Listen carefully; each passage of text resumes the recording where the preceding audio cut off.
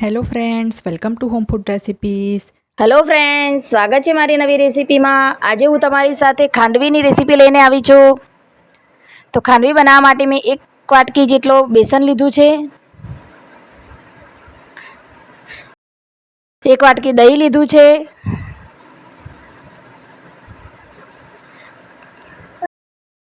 2 વાટકી પાણી લીધું છે,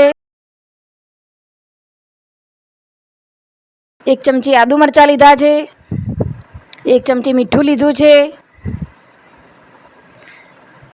1 અડધી ચમચી હળદર,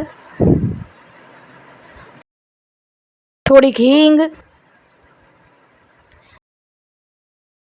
બધાને સરસ મિક્સર જારમાં પીસી લઈશું. તો ફ્રેન્ડ્સ, બેટર આપણે પીસાઈને સરસ એકદમ રેડી છે. તો હવે આપણે એક કઢાઈમાં લઈ અને 20 થી 25 મિનિટ સુધી તેને ગરમ કરી લઈશું. તેને ધીમા તાપે જ ગરમ કરવાનું છે.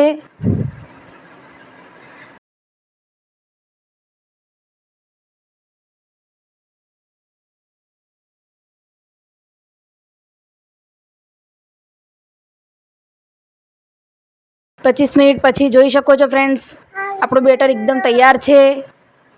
મેં ધીમા તાપે જ ચડવ્યું છે.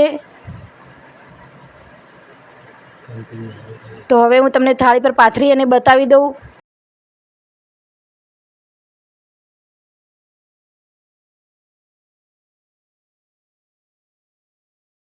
મેં થાળી ઉપર જોઈ શકો છો સરસ રીતે પાથરી દીધું છે. તો હવે તેને 2 થી 3 મિનિટ સુધી ઠંડુ થવા દઈશું. તો ફ્રેન્ડ્સ, જોઈ શકો છો એકદમ ઠંડુ થઈ ગયું છે. તો આપણે સરસ માપના એકદમ કાપા કરી દઈશું. કાપા કર્યા પછી તમે જોઈ શકો છો એને ચપ્પા વડે એક સાઈડથી સહેજ ઊંચું કરી અને ગોળ વાળી દેવાનું છે. તો જુઓ ફ્રેન્ડ, મારે એકદમ સરસ રીતે ખાંડવી બની ગઈ છે. તો આ જ રીતે ફ્રેન્ડ્સ, આ જ રીતે બધી જ ખાંડવીને આપણે રોલ કરી લઈશું.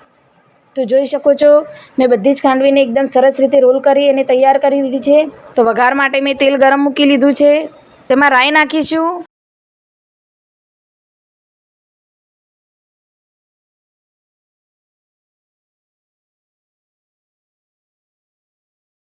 સફેદ તલ નાખીશું.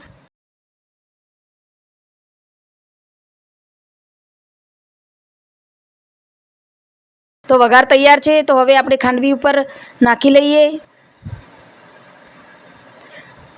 તો હવે આપણે ઉપરથી કોથમીર નાખીશું.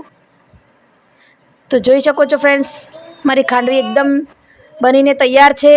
જો તમને મારી આ ખાંડવીની રેસીપી ગમી હોય તો લાઈક, શેર, સબસ્ક્રાઈબ કરી લેજો. આવી જ નવી રેસીપી લઈને હું ફરીથી તમારી સાથે આવીશ. ત્યાં સુધી આવજો.